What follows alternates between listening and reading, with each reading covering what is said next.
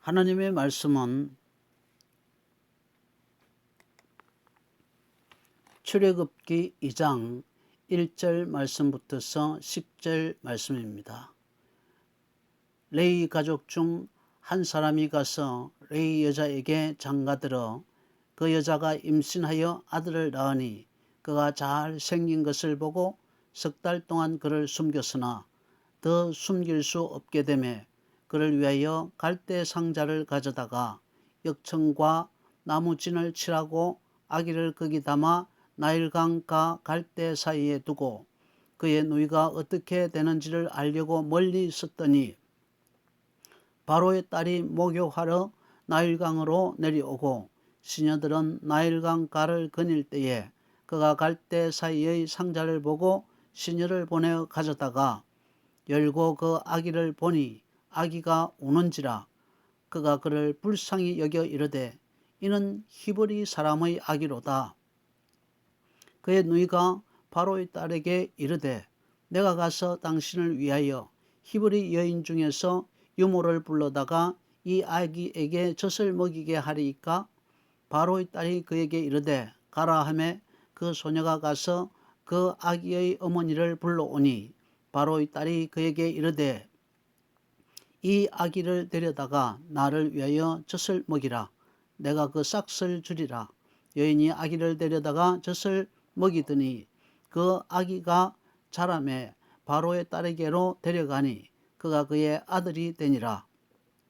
그가 그의 이름을 모세라 하여 이르되 이는 내가 그를 물에서 건져내었음이라 하였더라. 아멘.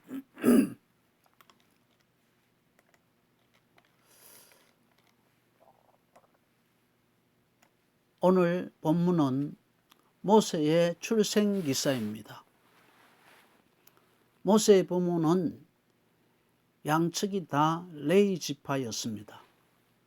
모세가 태어난 때는 요셉을 모르는 애굽 왕이 즉위하여 히브리인이 그때에 생육하고 번성해 가는 것을 보고 위협을 느껴서 히브리인들이 아이를 낳으면 산의 아이는 모두 나일강에다 버리라는 바로의 명령이 떨어졌던 때였습니다. 그래서 모세의 부모는 아이를 낳아 3개월 동안 숨겨 키우다가 더 이상 숨겨서 키울 수 없게 되어지자 갈대로 상자를 만들어서 물이 새지 않도록 역청을 바른 후에 아이를 그 갈대 상자에 담아서 나일강의 갈대밭에 버립니다. 그때 마침 바로의 공주가 나일강에 목욕하러 왔다가 그 상자를 발견하게 됩니다. 시녀를 시켜 상자를 가져오게 하고 열어보니 조용히 있던 아기가 공주의 얼굴을 보는 순간 울음을 터뜨렸습니다. 공주는 그 아이가 히브리인의 아이인 줄 알면서도 죽여야 할 아이인 줄 알면서도 공주의 마음속에서는 불쌍히 여기는 마음이 들었습니다. 갈대 상자를 두고 망을 보고 있던 그 아이의 누이가 공주가 아이를 불쌍히 여긴다는 것을 알아차리자 공주에게로 달려가서 이렇게 말합니다. 요즘 히브리 여인들 중에는 아이를 갖다 버리고 젖이 퉁퉁 불어있는 여자들이 참 많습니다. 이 아이에게 젖을 먹일 히브리 유모를 찾는 것은 그리 어렵지 않습니다. 제가 이 아이에게 젖을 먹일 유모 한 분을 소개해 드릴까요? 아이를 불쌍히 여기고 있던 차에 공주는 소녀의 제안을 받아들였고 소녀는 아이의 생모를 소개시켜 주었습니다. 8절부터 10절 같이 읽겠습니다. 바로의 딸이 그에게 가서 이르되 가라 하매 그 소녀가 가서 그 아기의 어머니를 불러오니 바로의 딸이 그에게 이르되 이 아기를 데려다가 나를 위하여 젖을 먹이라. 내가 그 싹을 주리라. 여인이 아기를 데려다가 젖을 먹이더니 그 아기가 자라매 바로의 딸에게로 데려가니 그가 그의 아들이 되니라. 그가 그의 이름을 모세라 하여 이르되 이는 내가 그를 물에서 건져내었음이라 하였더라. 히브리 남자 아이들을 다 죽이라는 바로의 추상 같은 명령이 떨어졌지만 모세는 이렇게 아이러니하게도 바로의 궁전에서 공주의 보호 아래서 바로의 양육비를 받으면서 그러면서도 생모의 젖을 먹으면서 생모의 손에서 안전하고 훌륭하게 자랄 수 있었습니다.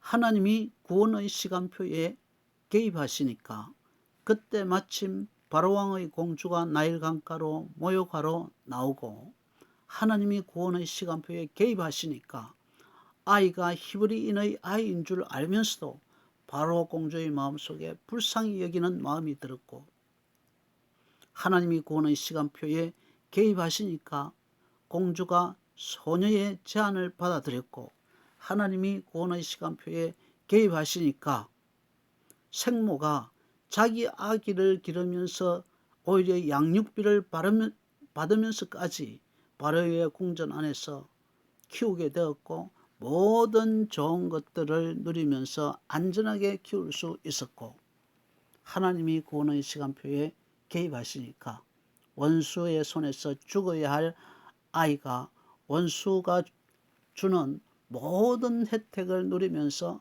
안전하고 훌륭하게 자라게 된 것입니다. 하나님이 개입하시면 우리의 인생에도 이렇게 놀랍고 신기하고 상상을 초월하는 일들이 일어날 수 있습니다. 하나님의 개입은 인간이 자기 힘으로 이길 수 없는 엄청난 역경 속에서 일어나고 인간이 그때 자기 인생의 키를 하나님께 넘겨주고 하나님의 인도를 받기 위해서 낮은 자리로 내려가게 되어질 때 하나님은 모든 것을 주권적으로 움직이셔서 놀랍고도 신기한 방법으로 인생의 구원을 이루어 가시는 분이십니다.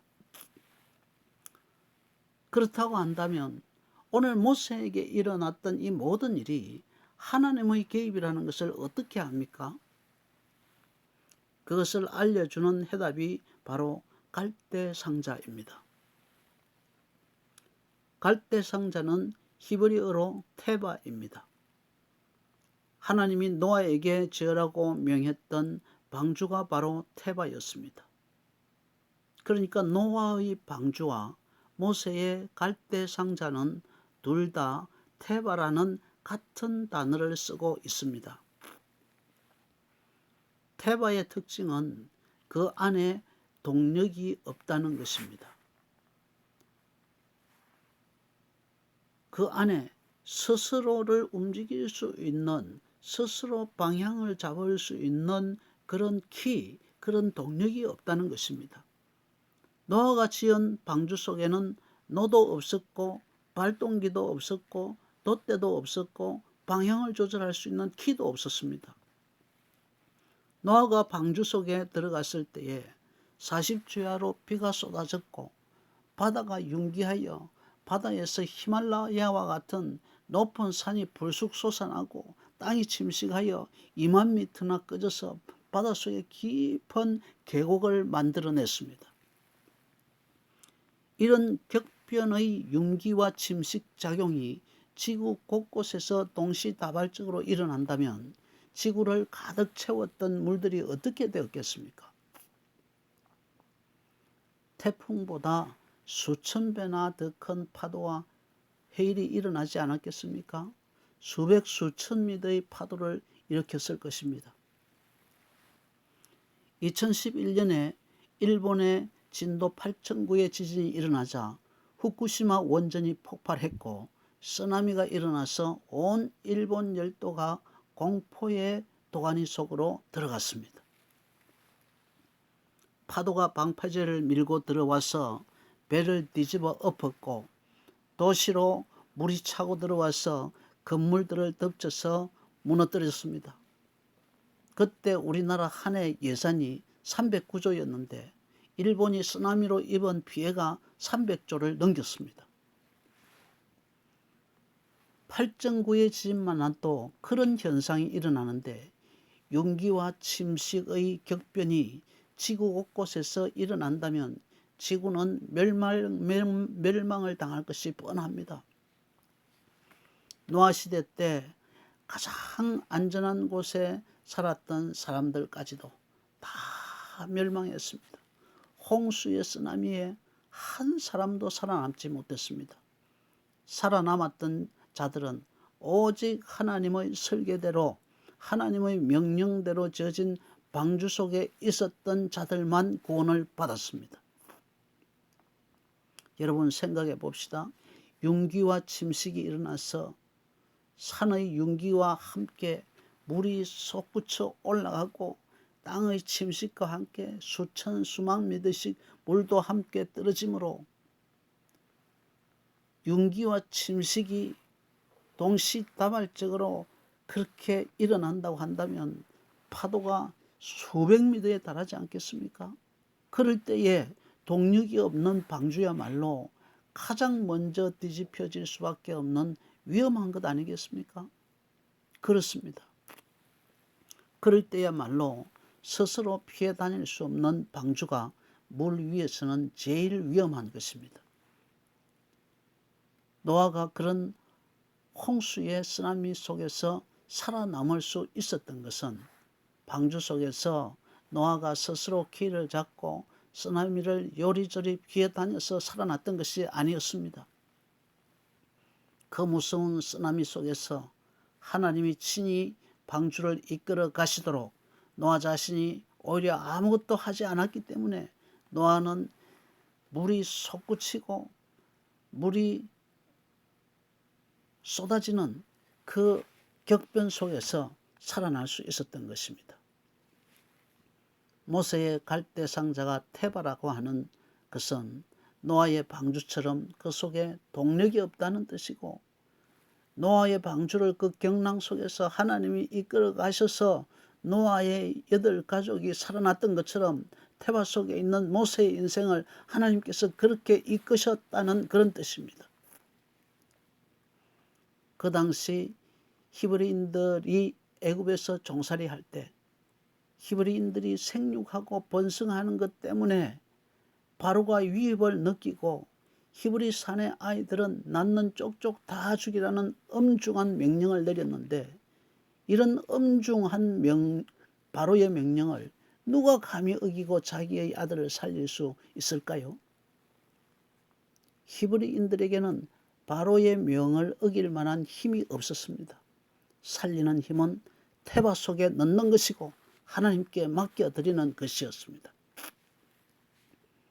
안에서 누구도 아무런 조작도 할 수 없는 갈대 상자에 넣으니까 그때부터 모세의 인생 속에 하나님이 개입하시고 섬세하게 그리고 기가 막히게 그 생명을 찾는 자를 오히려 이용해서 속여서 멋지고 신기하게 구원하시고 양육하신 것입니다.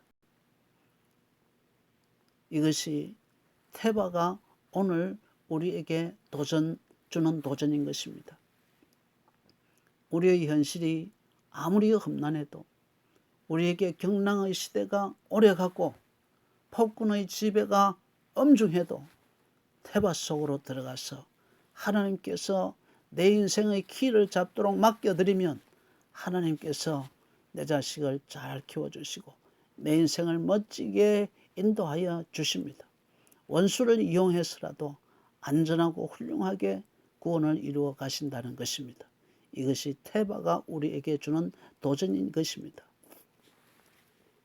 저와 여러분들이 테바인 교회를 떠나지 않고 우리 인생의 키를 주님께 넘겨드려서 주님께서 주도적으로 우리의 인생을 운전하시도록 운전석을 내어드림으로써 어떤 상황, 어떤 현실에서도 하나님의 신기하고 놀랍고 훌륭하고 완벽한 구원과 승리를 누리는 성도가 되시기를 주님의 이름으로 축원합니다.